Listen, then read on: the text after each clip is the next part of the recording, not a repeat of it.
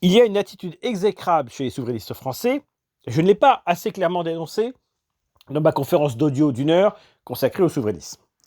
C'est cette pratique consistant à bolcheviser ou à nazifier, ou les deux en même temps, l'Union européenne, des partisans et responsables de l'Union européenne, ou des gens qui sont simplement pour une Europe politique et qui n'ont rien à voir avec l'Union européenne en tant que telle. En termes clairs, ils nazifient, bolchevisent toute personne opposée à leurs idées. C'est justement une pratique totalitaire. Ça vient de Staline, ça. Et ça rappelle que une bonne partie du camp souverainiste vient idéologiquement de la gauche. Alors, d'abord, comparer l'Union européenne à une UERSS, donc un régime totalitaire apparenté à l'Union soviétique, ou éventuellement un quatrième Reich, n'est pas seulement grotesque, c'est une insulte. C'est une insulte faite à l'histoire, et c'est une insulte faite à la mémoire des victimes réelles des régimes totalitaires en question. Est-ce comparable? L'Union européenne a une commission qui est choisie par les chefs d'État et de gouvernement, ça n'a rien à voir avec un politburo. Madame von der Leyen n'a aucun pouvoir réel, elle n'a pas de pouvoir de police, elle n'a pas de pouvoir de justice, elle n'a pas de pouvoir militaire. L'Union européenne n'est pas un État. L'Union européenne n'est même pas une personnalité morale. Donc, fantasme.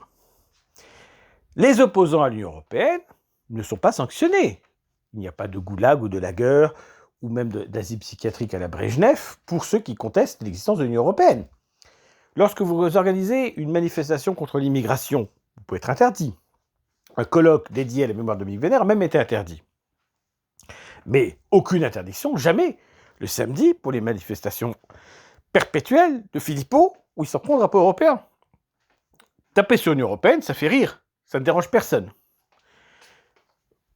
Ça ne vous emmène pas en garde à vue.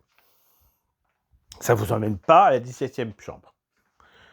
Donc ce sont des dissidents de carton-pâte, autoproclamés, qui ne risquent rien, et qui même s'enrichissent, je l'ai dit, grâce à des positions qui sortent du mainstream, qui plaisent à des publics de marge, qui ont été radicalisés par la crise Covid ou autre. C'est rentable d'être souverainiste, c'est pas dangereux.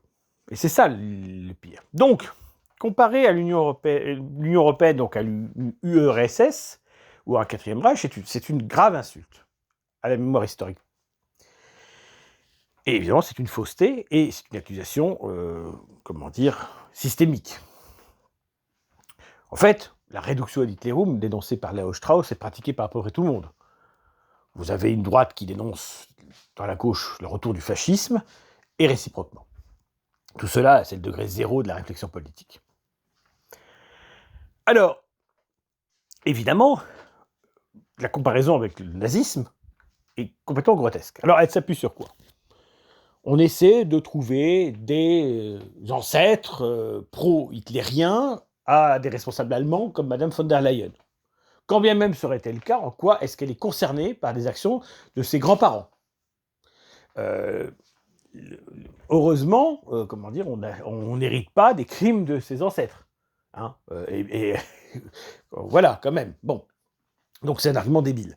L'argument débile, style Asselineau qui dénonce Hallstein comme un nazi, alors qu'effectivement, comme tous les Allemands ou presque de l'époque en question, il a eu des engagements militaires, etc. Voilà, le dossier est vide.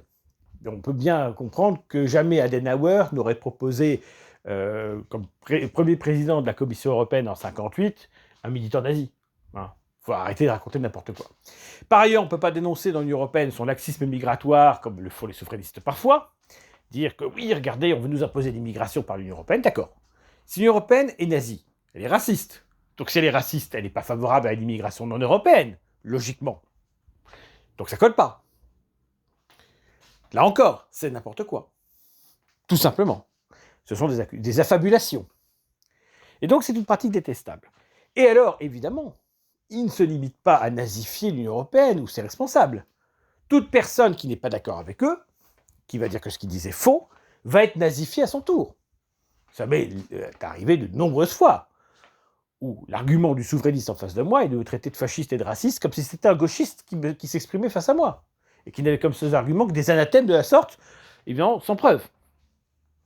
C'est évidemment une pratique de gauche là encore. En fait, les souverainistes sont les nouveaux antifas. Et ça, c'est amusant parce qu'ils sont presque tous à se pâmer devant Vladimir Poutine, qui lui aussi joue le rôle d'Natan de l'Antifa. Un monde sans nazisme avait-il organisé après avoir agressé la nation ukrainienne, qui est elle-même nazifiée en permanence, l'expression ukro-nazie. Qu'il y ait des extrémistes de droite en Ukraine, comme en Russie, comme dans toute l'Europe, c'est évident.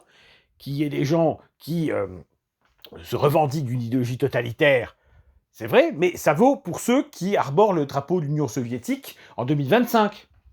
Ce qui est d'ailleurs interdit maintenant dans un nombre croissant de pays d'Europe centrale et orientale. Voilà. Est-ce normal d'avoir le droit de mettre en avant le drapeau rouge avec la faucille et le marteau? Est-ce que c'est pas associé à un régime totalitaire responsable de millions de morts? Il me semble que si. Donc pour moi, clairement, le souverainisme est une idéologie de gauche.